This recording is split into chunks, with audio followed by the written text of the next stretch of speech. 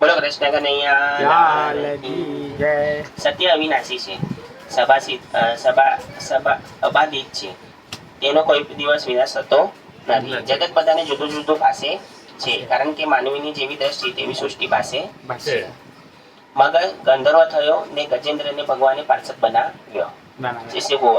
આમાં કેવું હતું નિતેશ કે જ્યારે ગજેન્દ્ર મોક્ષનો ઉદ્ધાર કરવા માટે ભગવાન નીકળ્યા ના તો ભગવાન પોતાની ગજેન્દ્રે સ્તુતિ જેટલી કરી તો ભગવાન પોતાના પાદુકા વગેરે પહેરવાનું ભૂલી જાય છે. તો પાદુકા શું કરે છે, ત્યાં ભગવાનની મેડ સર્વન્ટ આવે છે જે સાફ સફાઈ કરવા વાળા હોય, તો એ આવીને સાફ સફાઈ કરે છે. ભગવાનની પાદુકા ત્યાં હોય છે, કારણ કે ભગવાન આમ જ ગરુડ પર બેસીને આમ જ નીકળી જાય છે. તો શંખ ચક્ર બધું ત્યાં, શંખ ચક્ર ગદાના પદમાં બધું ત્યાં જ હોય છે. બરાબર. અને ભગવાન નીકળી જાય છે વિધાઉટ ચંપલ. તો પેલી જે મેડ સર્વન્ટ આવે છે ને તો એ ચંપલ જે ભગવાનના પાદુકા હોય છે ને એ શેષનાગની પર રાખી દે છે ત્યાં, કારણ કે શેષનાગ પર ભગવાન સુવા છે ને ત્યાં, તો શેષનાગ પર રાખી દે છે. તો પેલા શંખ ચક્ર ગદા અને પદમાં બધા પાદુકાની હાંસી ઉડાવે છે. પાદુકાની હાંસી ઉડાવે કે તારું કોઈ સ્થાન નથી, આજે ભગવાન જો તને પેર્યા વગર જ ચાલી ગયા, એમ કરીને શંખ ચક્ર જે સ્વયં ભગવાન લક્ષ્મણ, ભગવાન ભરતજી અને ભગવાન શત્રુઘ્ન આના જ અવતાર છે, અને બલરામ ભગવાન સ્વયં તો આના જ અવતાર છે. તો પાદુકા પછી જેવા ભગવાન આવે છે ને તો પાદુકા ભગવાનને કહે છે કે તમે તો ચાલ્યા ગયા ભગવાન મને પહેર્યા વગર જ, પરંતુ આ લોકોએ મારી હાંસી ઉડાવી, આ લોકોએ મારી હાંસી ઉડાવી. તો ભગવાન વચન આપે છે પાદુકાના કે તું ચિંતા નહીં કર, આ જ પાદુકા જ્યારે મારો રામ અવતાર આવશે ત્યારે આ લોકો તને મસ્તક પર ધારણ કરશે. આ લોકો તને મસ્તક પર ધારણ કરશે, આજીજી કરશે અને મારી આ જ પાદુકાના સિંહાસન પર રાખશે અયોધ્યાના. હા, અને ત્યાં તું આટલા 14 વર્ષ તું રાજ કરીશ. તો જ્યારે રામ અવતાર આવે છે તો રામ ભગવાન તો પાદુકા પહેરીને જ જાય. તો ભરતજી આવે છે ચિત્રકૂટમાં, તો કે છે તમે ચાલો, તો ના જ પાડે છે ભગવાન તો આવવાની માટે. તો કે છે ઠીક છે, તમે નથી આવે તો તમારી પાદુકા તો આપો. તો કે છે એને હું ત્યાં રાખીને હું રામ રાજ્ય ચલાવીશ કે છે એમ. તો ભરતજી પોતે એને મસ્તક પર રાખે છે અને પછી ભરત ભગવાન અને શત્રુ ભગવાન એના ત્યાંથી લઈ જાય છે અને પછી સ્વયં એને ત્યાં સિંહાસન પર બિરાજમાન કરે છે. અને 14,000 વર્ષ, કારણ કે ભરત ભગવાન તો સ્વયં આમાં ચાલ્યા જાય છે નંદીગ્રામમાં, અને સ્વયં શત્રુઘ્ન રાજ્ય કરે છે. પરંતુ શત્રુઘ્નનું પણ કહ્યું છે કે આખો દિવસ મહેલમાં રહેશે, બધું કારભાર સંભાળે છે, પરંતુ રાત્રે સૂતી વખતે સ્વયં ભરતજીની પાસે ચાલ્યા જાય છે. ભરતજીની પાસે ચાલ્યા જાય છે અને ત્યાં જ્યાં ભરત સૂતા હોય છે ત્યાં ઉપર એમને બાજુમાં જઈને ઉપરના આસન વગર જ શું હશે સેવા કરે છે. તો આ જ પાદુકાએ જેમની હાંસી ઉડાવી હતી એમણે 14 વર્ષ રાજ્ય કર્યું રામના આસન પર બેસીને 14 વર્ષ રાજ્ય કર્યું. રામરૂપ પ્રભુએ એક વખત કથામાં, એટલે આ શું બધા આચાર્યોના બધા દ્રષ્ટાંતો હોય છે ને, તો એનું એમણે ઉદાહરણ આપેલું. બહુ સરસ કેવટલું બી નતું આપ્યું કાચબાનું, મસ્ત. એ સારું. હરે કૃષ્ણ. શ્રી સુકુવાચ તથા દેવર્ષિ ગંધર્વા બ્રહ્મસાને પુરોક્રમઃ મુમુચ્યઃ કુસુમાસારમ સંસત ક્રમ તત્વરે. શ્રી સુખદેવજી બોલ્યા, તે સમયે બ્રહ્મા, શંકર વગેરે દેવો, ઋષિઓ તથા ગંધર્વો શ્રી હરિના તે કર્મની પ્રશંસા કરતા પુષ્પવૃષ્ટિ કરવા લાગ્યા. ગંધર્વો નાચવા અને ગાવા લાગ્યા. ઋષિઓ ચારણોને સિદ્ધો ભગવાનની સ્તુતિ કરવા લાગ્યા. મગર એ પૂર્વે હુહુ નામનો ગંધર્વ હતો. હું નામનો ગંધર્વ હતો મગર. એ શ્રાપિત થયા હતા એટલે એ લોકો જળમાં હતા, અને ગજેન્દ્ર પણ શ્રાપિત થયો હતો એટલે એ રીતે એમના અવતાર ધારણ કરવા પડ્યા. પણ દેવલ ઋષિના શાપથી તે મગર થયો હતો. પ્રભુના હાથે તેનો ઉદ્ધાર થતા તે ફરી ગંધર્વપણાને પામ્યો. તેણે અવિનાશી પરમાત્માને મસ્તકથી પ્રણામ કરી ભગવાનની સ્તુતિ કરી અને તે લોકોના દેખતા જ પોતાના સ્થાનમાં ચાલ્યો ગયો. ગજેન્દ્ર પર ચતુર્ભુજ થઈ ભગવાનનું સારૂપ્ય પામ્યો. તે સ્ત્રીઓ સાથે સરોવરમાં ક્રીડા કરતો હતો. તે વખતે દેવલ ઋષિ ત્યાં સ્નાન કરવા આવ્યા. તે સ્નાન કરતા હતા ત્યારે ગંધર્વએ ડૂબકી મારી તેમના પગ પકડી ખેંચ્યા. દેવલ ઋષિ તેના પર ગુસ્સે થઈ ગયા અને તેમણે શ્રાપ આપ્યો કે તું મગર થઈ જઈશ. પછી ગંધર્વએ તેમની ક્ષમા માંગી એટલે ઋષિએ કહ્યું, ગજેન્દ્રનો પગ તું આ રીતે પકડજે એટલે તેની પ્રાર્થના બેસી ત્યાં આવશે અને તારો ઉદ્ધાર કરશે. વાહ ભાઈ વાહ. આવું છે. એક ઋષિની એને પક્ષીના મસ્તી કરી એનો એના પછી દેવલ ઋષિનું. હા, પણ એમણે કીધું કે ગજેન્દ્ર આવશે તો એનો પગ પકડી રાખજે તો તારો ઉદ્ધાર થશે. એ ભગવાન શુદ્ધિ કરશે ને તારો ઉદ્ધાર થશે. વાહ ભાઈ. હા, તે પૂર્વજન્મમાં ઇન્દ્રદ્યુમ્ન નામનો રાજા હતો. એક દિવસ તે સ્નાન કરી મનને વશ કરી મૌન વ્રત ધારણ કરી શ્રી હરિનું પૂજન કરતો હતો. તે સમયે અગસ્ત્ય મુનિ શિષ્યગણો સાથે ત્યાં આવી ચડ્યા. રાજાએ તે મુનિ પૂજા વગેરે સત્કાર કર્યો નહીં અને એમ એકાંતમાં મૌન બેસી રહ્યો. તે જોઈ ઋષિ કોપી ઉઠ્યા. તેમણે શાપ આપ્યો કે આ રાજા દુરાત્મા અશિક્ષિત બુદ્ધિવાળો છે. જેથી તેને બ્રાહ્મણનું અપમાન કર્યું એટલે તે સ્થૂળ શરીર બુદ્ધિવાળો હાથી બની જાઓ. પછી ઋષિ ચાલ્યા ગયા. રાજાએ પ્રારબ્ધ યોગે આપેલો શાપ સ્વીકારી લીધો અને બીજા જન્મમાં હાથી ગજેન્દ્રનો અવતાર મળ્યો. પરંતુ ગજેન્દ્ર પૂર્વજન્મમાં ખૂબ જ ભજન કર્યું હોવાથી ગજેન્દ્ર યોનિમાં તેને અંતકાળે પ્રભુ સાંભળ્યા. ઇન્દ્રદ્યુમ્ન રાજા હતા. એમના આશ્રમમાં આવાસ પણ એમનું સત્કાર સંભાળ નથી કરતા. હા, તો એટલે એમના અગસ્ત્ય મુનિ શાપ આપે. આ બંને જો મીન્સ ભલે એમના ગજેન્દ્રના સ્વરૂપમાં જીવન મળ્યું પરંતુ એમણે કરેલી જે પ્રાર્થનાઓનું સ્તુતિ હતું, ભજન જે હતું એમનું સ્મરણમાં હતું. આ ગજેન્દ્રએ બી અંતિમ સમયમાં બધાને છોડી દીધા કે હવે કોઈ આ સહકાર આપવા માટે એને મને બચાવવા માટે આવી રહ્યું નથી. ત્યારે એના પોતાના પાછળ જન્મનું ભાન થયું, સ્મૃતિ થઈ અને પછી એમણે સ્તુતિ ભગવાનની શરૂઆત કરી. ભગવાને બધા ભક્તોને આ રીતે રાખ્યા. કારણ કે પહેલા જે ભાતું હતું, જે જમા કરેલું પુણ્ય હતું એ હતું એટલે બેલેન્સમાં બચી ગયા. હા, તો બચાય નહીં. આપણું પણ કઈ ગયા જન્મનું થોડું ભજન હશે તો આપણા તે સ્મૃતિ છે અને આમાં પ્રેમ છે તો આપણે આ જન્મમાં કરી રહ્યા.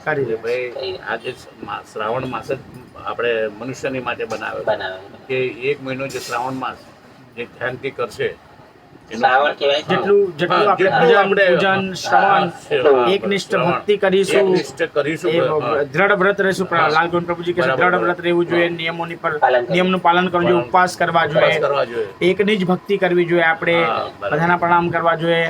તો એનાથી આપણી ભક્તિ ફલીભૂત થાય છે. બરાબર. શ્રાવણ વધારે કરવું. આજે આપણા હમીર મોટા પણ છોકરાનો પપ્પુનો ફોન આવેલો, તમારો ફોન આવે ને પછી એનો ફોન આવ્યો. મને કહે છે ભાઈ કેવું કાંઈ વાંચી રહ્યા છે કે નહીં? મેં કીધું કાકાના ત્યાં શ્રીમદ ભાગવતમ વાંચી રહ્યા છે. તો મેં કીધું 6:30-7 વાગે બેઠે છે અને મેં કીધું પછી 9-9:30 જેવું વાગે છે. મેં કીધું અમે વાંચીએ છીએ. મેં કીધું ભાઈ વાંચે પછી હું વાંચું છું. અરે વાંકે છે સરસ. પછી મારે મેં કીધું ટાઈમ મળે તો તું આવજે. મેં કીધું ભાઈ યુટ્યુબમાં બી નાખે છે પછી હું તને લિંક મોકલાવું છું. કે મારી નાઇટ છે તો મને ટાઈમ નથી મળતો. મેં કીધું સારું નાઇટમાં શૂટ કરી દીધું છે. મેં કીધું ચલો ઠીક છે. એમને એમ કે મહાભારત કોઈને કોઈ જગ્યાએ વાંચા આવી ગયો ને આજે વરસ એવું થઈ ગયું. વરસ દેશમાં ગયો તો ક્યાં આવી ગયો? એ તો પેલો આવી ગયો. હા, રાજેશના મરી ગયા પછી એ કામમાં ચડી ગયા. હરે કૃષ્ણ. હાથી બની જાઓ. પછી ઋષિએ ત્યાંથી ચાલ્યા ગયા. રાજાએ પ્રારબ્ધ યોગે આપેલો શાપ સ્વીકારી લીધો અને બીજા જન્મમાં હાથી ગજેન્દ્રનો અવતાર મળ્યો. પરંતુ ગજેન્દ્ર પૂર્વજન્મમાં ખૂબ જ ભજન કર્યું હોવાથી ગજેન્દ્ર યોનિમાં પણ તેને અંતકાળે પ્રભુ સાંભળ્યા.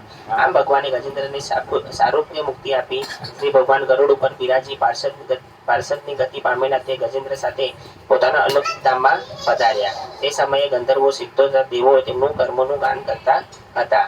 હે રાજન, તેમ પવિત્ર તથા પાપનો નાશ કરનારા ગજેન્દ્ર મોક્ષરૂપી ભગવાનનું ચરિત્ર જણાવ્યું. આ ચરિત્ર સાંભળનારાઓને સ્વર્ગ તથા યશ આપનારું છે અને કલી યુગમાં મેલનો તથા ખરાબ સ્વપ્નનો નાશ કરનારું છે. માટે જે કોઈ પ્રાંતકાળમાં ઉઠીને તે કરેલું સ્તુતિ ભાવપૂર્વક મારી સ્તુતિ કરશે તેને હું મરણ કાળે નિર્મળ બુદ્ધિ આપીશ. કૃષ્ણ કનૈયા. જે મારા કોઈ પણ સ્વરૂપનું સ્મરણ કરી મને ભજે છે તે સર્વ પાપોથી મુક્ત બની મને પામે છે.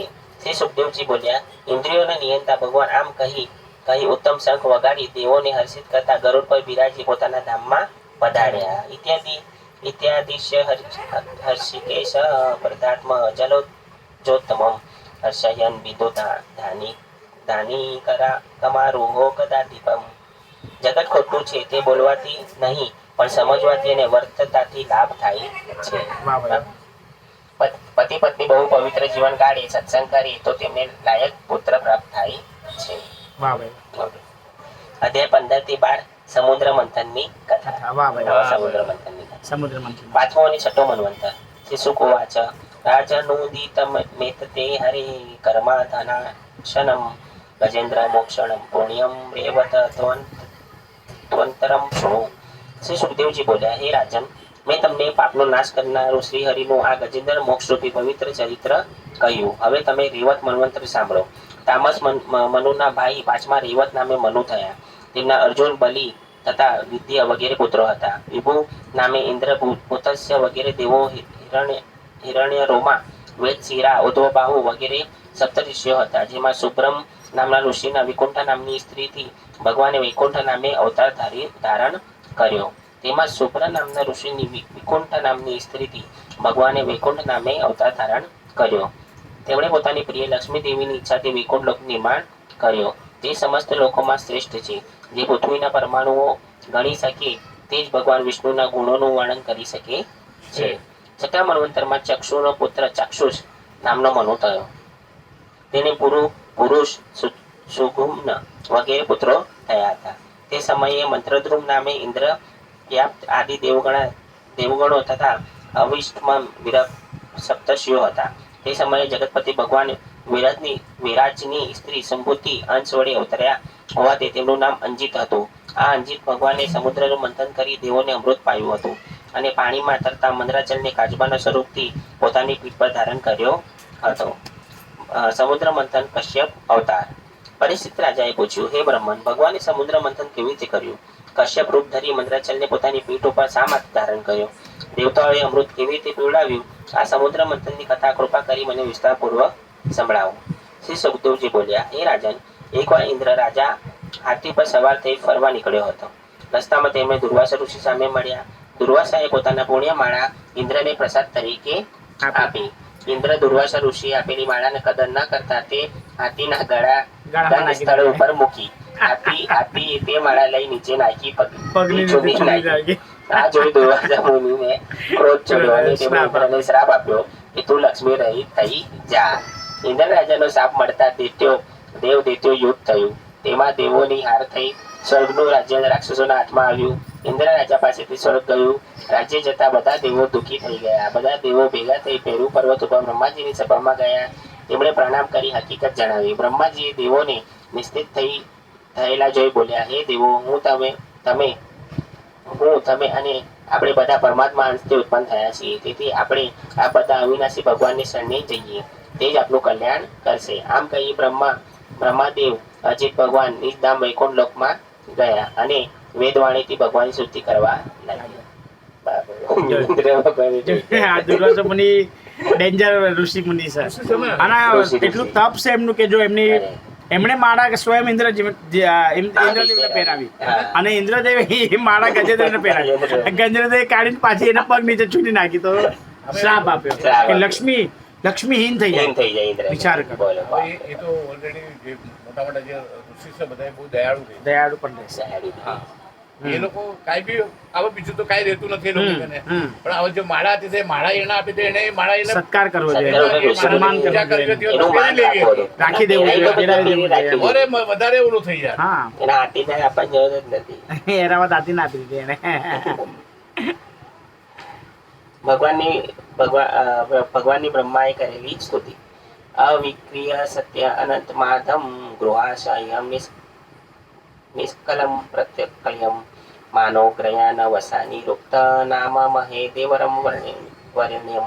દરેક પ્રકારના વિકારથી રહિત સત્યરૂપ એમ અનંત વિનાના આદિ અનંત રહિત સર્વ દિલોમાં રહેલા ઘટવાસી તર્કમાં ના આવી શકે મન કરતા પણ વધુ વેગવાળા અવર્ણનીય સર્વશ્રેષ્ઠ ઉત્તમ એવા આપ બધા સપ્રેમ વંદન કરીએ છીએ. આપ પ્રાણ, બુદ્ધિ, મન તથા દેહ જ્ઞાતા છો, છતાં દેહથી જુદા સર્વ વ્યાપક છો અને આપને શરણે આવ્યા છીએ. આ દેહાદી રૂપ ચક્ર માયાથી પ્રેરણા પામે છે. 10 ઇન્દ્રિયો, 5 પ્રાણરૂપી 15 આરાવાળું ચક્ર હોય તે ઝડપથી ચાલી રહ્યું છે. વીજળીનું જેવું ચંચળ એ પરમાત્મા જીવની પાસેથી નિયંત્રક તરીકે રહે છે. જ્ઞાનરૂપ જે પ્રકૃતિથી પર છે પરબ્રહ્મ તેમને ધીર યોગીઓ યોગ દ્વારા ઉપાસે છે અને દેવો, ઋષિઓ આપના પ્રિય સત્વગુણથી સર્જાયા છીએ. આપના સૂક્ષ્મ સ્વરૂપ જાણી શકતા નથી, તો રજોગુણ અને તમોગુણ વ્યાપ અસુરો ભગવાનના સ્વરૂપને ક્યાંથી જાણી શકે?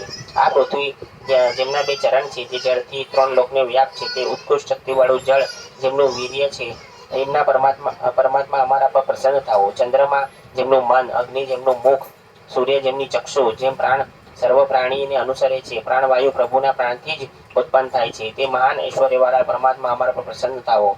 આ છિદ્રાદિ માર્ગના દેવ, વેદમય બ્રહ્મની ઉપાસના કરનારું સ્થાન, મોક્ષનું દ્વાર, પ્રલય લોકનું હોવાથી અમૃતરૂપ, તે કાળરૂપ હોવાથી મૃત્યુરૂપ, આ સૂર્યને જેમનું ચક્ષુ છે, એવા મહાન ઐશ્વર્યવાળા પરમાત્મા અમારા પર પ્રસન્ન થાઓ.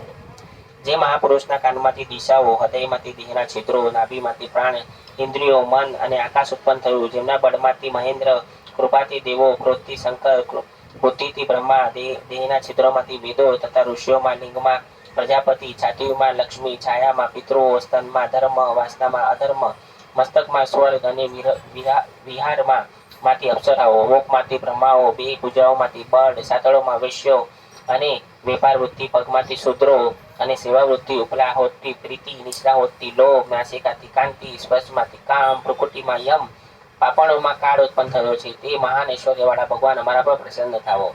જેમની યોગ માયાથી પંચમહાભૂતો, કર્મ, ગુણો, કાળ, ભૌતિક પ્રપંચ રચાયા છે, તેમને જાણવા કઠિન છે, જેમનું સ્વરૂપ પરમાનંદ રૂપી સ્વરાટ પરિપૂર્ણ છે, પરમાત્માના શરણે અમે આવ્યા છીએ. હે પ્રભુ, અમે આપને શરણે આવ્યા છીએ અને આપના દર્શન કરવા ઈચ્છીએ છીએ, માટે અમારી ઇન્દ્રિયો વડે આપ જોઈ શકતા નથી તેમ દર્શન આપવા કૃપા કરો. જેમ વૃક્ષમાં મૂળમાં કરેલું જળ સિંચન તેના થડ અને ડાળીઓને પોષણરૂપ થાય છે, તેમ આપનું આરાધન સર્વ પ્રાણીઓ તથા પોતાને પણ પોષણ કરતા થાય છે. આપ નિર્ગુણ હોય, ગુણોનો નિયંતા છો, છતાં આપ સત્વગુણમાં સ્થિત કરી સૃષ્ટિનું પાલન કરો છો, ને એ અહંત અમે આપને નમસ્કાર કરીએ છીએ. નમસ્તુભ્યમ અનંતાય દુર્વિકર્તા કર્મણે નિર્ગુણાય ગુણેશાય સુસ્થાય સાંપ્રતમ. અમૃત માટે દેવો અને સુરોનો ઉદ્ધમ.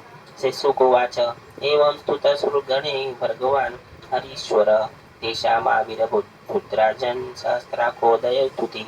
સુખદેવજી બોલ્યા, હે રાજન, દેવગણોની સ્તુતિ સાંભળી કરોડો સૂર્યની કાંતિવાળા શ્રી હરિ સામે પ્રગટ થયા. બોલો કૃષ્ણ કનૈયા લાલ કી જય. શ્રી હરિના તેજથી સર્વ દેવોના નેત્રો અંજાઈ ગયા, એટલે ફક્ત બ્રહ્મા અને શંકર તેમના દર્શન કરી શક્યા. વાહ ભાઈ વાહ, કેટલું તેજ હશે ભગવાન. તેઓ નિર્મળ શ્યામ કમળ સમાન નેત્રોવાળા, સુવર્ણ જેવું તેજસ્વી પીતાંબર ધારણ કરેલા, મનોહર મુખ પ્રકૃતિવાળા, સર્વાંગે પ્રસન્ન, અદ્ભુત અલંકારોથી શોભતા, સુદર્શન આદિ આયુધો સજ અવર્ણનીય સ્વરૂપવાળા લાગતા હતા. તે સાષ્ટાંગ દંડવત કર્યા એટલે બધા દેવો તેમને અનુસર્યા, પછી ભાવથી તેમની સ્તુતિ કરવા માંડી. બ્રહ્માએ સ્તુતિ કરતા કહ્યું, હે અંતરાત્મન, તમારો જન્મ, સ્થિતિ કે નાશ નથી. તમે સર્વગુણોથી રહિત મોક્ષરૂપ સાગરરૂપ છો. અમારા આપ વારંવાર નમસ્કાર હો. હે પુરુષ શ્રેષ્ઠ, આપનું સ્વરૂપ કલ્યાણ ઈચ્છનારા અને માટે સર્વદા પૂજનીય છે. હે વિધાતા, ના આપ સ્વરૂપ હું મારા સહિત 3 લોકને જોઉં છું, કારણ આપના સર્વ જગી સ્થિર છે. જેમ મનુષ્ય લાકડામાં અગ્નિ, દૂધમાં ઘી, પૃથ્વીમાં અન્ન અને જળમાં ઉદમ કરીને મેળવે છે, તેમ વિદ્વાનો બુદ્ધિથી દેહાદી ગુણોમાં આપને મેળવે છે. જેમ પદ્મનામ ઘણા લાંબા સમયથી અમે આપને મળવા ઈચ્છતા હતા, આજે આપણે પ્રત્યક્ષ જોઈને દાવાનળથી પીડાયેલા હાથીઓ ગંગાજળથી અદ્ભુત સુખ શાંતિ પ્રાપ્ત કરે છે, એમ અમે શાંતિ પામ્યા છીએ. એ અંતરાત્મા, આપ તો બધું જાણો જ છો. અમે જે કાર્ય માટે આપને શરણે આવ્યા છીએ તે આપ પૂર્ણ કરો. સુખદેવજી બોલ્યા, બ્રહ્માએ સ્તુતિ કરી, શ્રી હરિએ તેને હૃદયે જાણી લીધું અને દેવોનું કાર્ય તરત કરવા સમર્થ થયા હતા. પરંતુ જે સમુદ્ર મંથન જેવી વિહાર લીલા કરવાની ઈચ્છા હતી, તેથી દેવોને કહ્યું, હે બ્રહ્મા, હે શંકર, હે દેવો, મારા કહેવા પ્રમાણે કરવાથી તમારું કલ્યાણ થશે. પરંતુ તમે જઈ દૈત્યો સાથે સંધિ કરો. જ્યાંથી કોઈ મોટું કાર્ય કરી દેવાનો પ્રસંગ હોય, ત્યાં શત્રુઓ સાથે સંધિ કરવી જોઈએ. વાહ ભાઈ વાહ. કોઈ મોટો પ્રસંગ કરવાનો હોય તો ભલે શત્રુ પણ હોય, પરંતુ એની સાથે સંધિ કરી લો. દિમાગનો ખેલ. વિષ્ણુ ભગવાન આમ તમે જે દેવતાઓ પર દૈત્યોની જોડે જો મીઠા વચનો મૈત્રી બાંધી લો અને અમૃત ઉત્પન્ન કરવા જલ્દી પ્રયત્ન કરો. અમૃત પીવાથી પ્રાણી અમર થાય છે. હે દેવો, બધા વેલા, ઘાસ, લતાઓ, ઔષધિ સમુદ્રમાં નાખી, મંદરાચલ પર્વતને રવૈયે વાસુકી નાગને નોતરું કરી, આળસ છોડી મારી સહાયથી સમુદ્ર મંથન કરો. તમારા કાર્યને દૈત્યોએ કેવળ પરિશ્રમ જ પડશે, ફળ તો તમને જ મળશે. હે દેવો, દૈત્યો જે કાંઈ કહે તેમાં હા કહેજો, કારણ કે શાંતિ, સલાહ, સંપત્તિ જે કાર્ય સિદ્ધ થાય છે તે ઉતાવળ કરવાથી કે વિરોધ કરવાથી થતું નથી. દૈત્યોની સેનાથી સમુદ્ર મંથન કરો, સમુદ્રમાંથી કાલકૂટ નામ ઝેર ઉત્પન્ન થશે, તેનાથી તમે ડરશો નહીં. આમ કહી ભગવાન શ્રી હરિ અદ્રશ્ય થઈ ગયા. બ્રહ્મા અને શંકર પોતાના ધામમાં ગયા અને સર્વ દેવો દૈત્યોના રાજા બલિ પાસે ગયા. અને બલિ રાજાને જોયું કે દેવતાઓ શત્રુ હતા, છતાં યુદ્ધ માટે આવ્યા ન હતા. એટલે ઉત્તમ રાજ્ય લક્ષ્મીથી સેવાતા ત્રણેય લોકને જીતનારા બલિ રાજાએ પોતાની પાસે આવવા દીધા. અને મહાબુદ્ધિમાન ઇન્દ્રએ સુંદર વાણીથી બલિરાજાને પ્રસન્ન કરી શ્રી હરિએ કહેલું સમુદ્ર મંથનનું વૃત્તાંત કહી સંભળાવ્યું. બલિરાજા અને બીજા અસુરો રાજાઓને આ વાત ગમી ગઈ અને પરસ્પર સમજૂતી કરી દેવો દાનવો સમુદ્ર મંથન કરવા તૈયાર થયા. સમુદ્ર મંથને બલિરાજાની ઉપસ્થિતિ હતી અસુરોમાં. બરાબર, બલિરાજા. દેવો અને દાનવોએ સંપૂર્ણ બળથી સુવર્ણ મંદરાચલ પર્વતને ઉપાડ્યો અને સમુદ્ર તરફ લઈ જવા લાગ્યા. પરંતુ અડધા રસ્તે બધા થાકી ગયા. તેમના હાથમાંથી પર્વત નીચે સરકી પડ્યો અને ઘણા દેવો દાનવો ચગદાઈ ગયા અને સર્વે નિરાશ થઈ ગયા. આ જાણી ભગવાન વિષ્ણુ ત્યાં પ્રગટ થયા અને ચગદાયેલા દેવો તથા દાનવોને સાજા કરી આપ્યા. પછી પક્ષીરાજ ગરુડ કાંધ ઉપર પર્વતને ચડાવી પોતે પણ તેના પર બિરાજી દેવો અને અસુરગણો સાથે શિર સમુદ્ર ઉપર લઈ ગયા. ત્યાં કાંધ ઉપરથી પર્વતને ઉતારી જળ પાસે તેને મૂકી પક્ષીરાજ ગરુડ શ્રી હરિની રજા લઈ સ્વસ્થાને ગયા. આપણે વાત કરી હતી ને કે મંદરાચલ પર્વત પોતે ગરુડજી ઉઠાવીને લાવે છે. ભગવાન કહે છે કે ઉઠાવવાના અને ઉઠાવીને પછી ક્ષીરસાગરમાં લઈ જાય છે. એટલે વિચાર કરો કે ગરુડજીમાં કેટલું બળ, ગરુડજી બી કેટલા બળવાન હશે. આખો મંદરાચલ પર્વત એમના કાંધ પર આવી ગયો. એટલે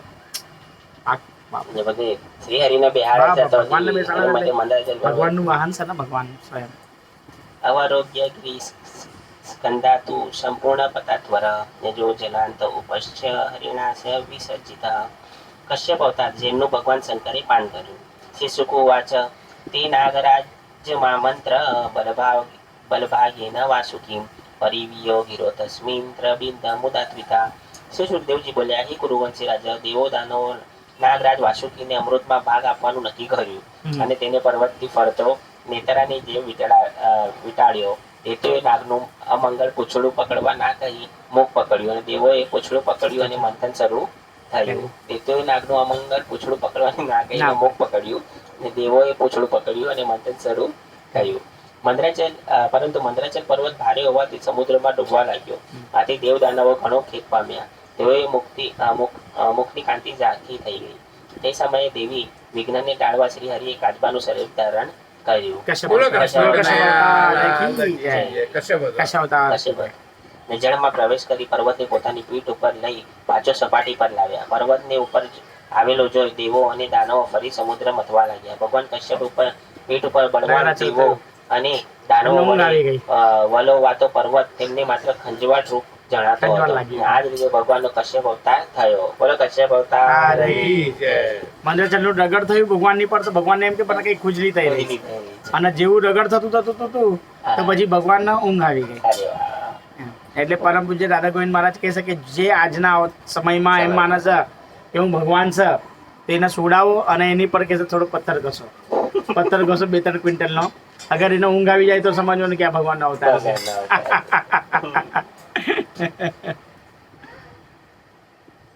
વળી વિષ્ણુ ભગવાને દેવો અને અસુરોને બળમાં પ્રેરણા કરવા અસુરો અને આસુરી સ્વરૂપે દેવોમાં દેવતા સ્વરૂપે વાસુકીમાં નિંદ્રા સ્વરૂપે પ્રવેશ કર્યો.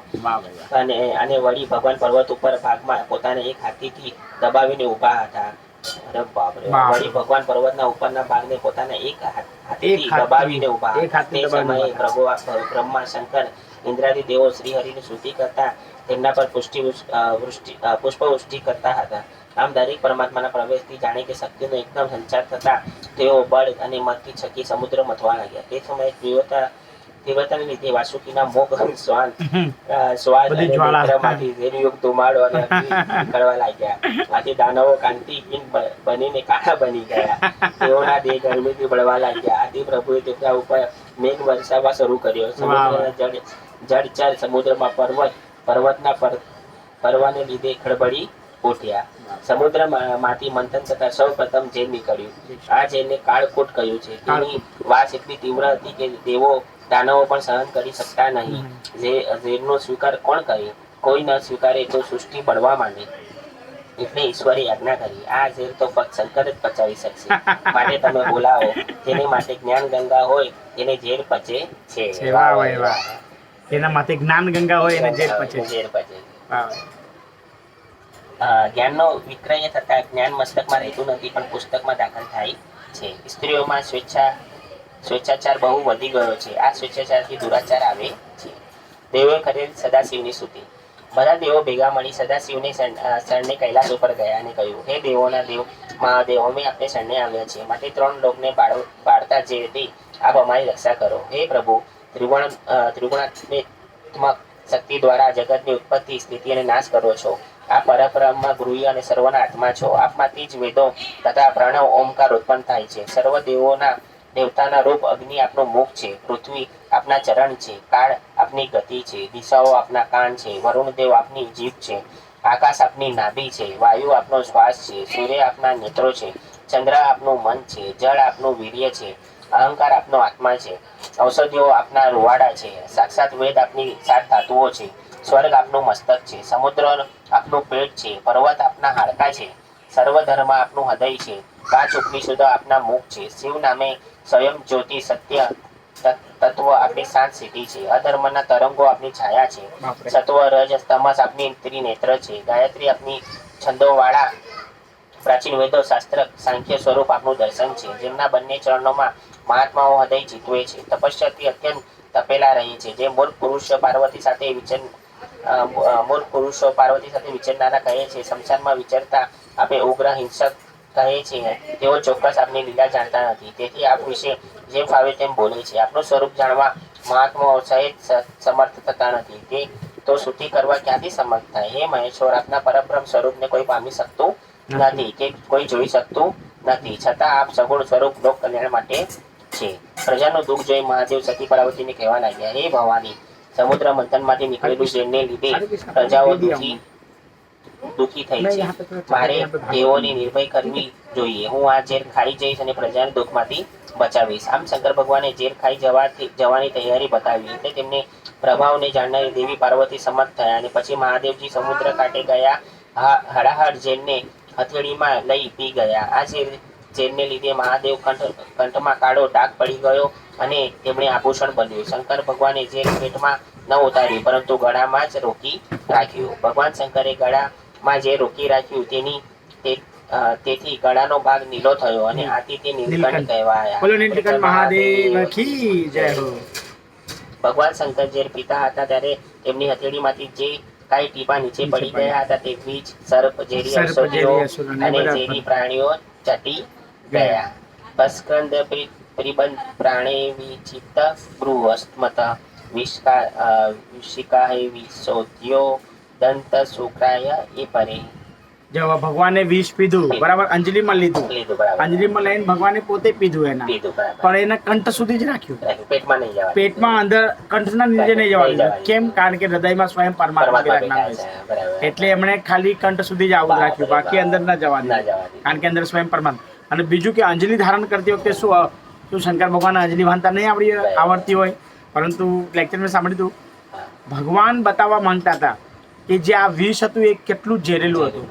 આ જે કાલકૂટ નામનું વિષ ઉત્પન્ન થયું તે કેટલું ઝેરેલું હતું કે જે અંજલિમાંથી અમુક ટીપાઓ જે પૃથ્વીમાં પડ્યા તો એનાથી સર્પ, બીછું, જે આ જેટલી પણ ઝેરેલી જનાવર છે એની ઉત્પત્તિ થઈ. આજે આપણા મંદિરમાં બી નથી, આપણે એક્ઝિટ કરીએ છીએ ત્યારે સર. હા, તો આ બધી તમે વિચાર કરો કે આજે સર્પ કોઈને દંશ મારે તો એનું મૃત્યુ થઈ જાય, બીછી આજે કોઈને કડી જાય તો એનું વિષ ઉત્પન્ન થાય, તો એની પછી દવા ના તે બધું કરવું પડે આપણને. કેટલી ઝેરીલી જનાવર છે આ વસ્તુ. કાલકૂટ નામનું કહેવાય ને કે સ્વયં પૂતના માતા પણ આ જ વિષના પોતાના સ્તનમાં ધારણ કરીને લાવેલા, કે ખાલી સૂંઘવા માત્ર આપણે બાળક મરી જાય કે મોટા દેવતાઓ મનુષ્ય પણ એના સૂંઘવા માત્રથી મરી જાય, મરણ પામે. બધા જે વિશેલા જે જનાવર થયા એનાથી જ ઉત્પન્ન થયા એમ. એટલે ભગવાન બતાવવા માંગતા હતા કે જો આ કેટલું વિષ ઝેરેલું છે એમ. અચ્છા,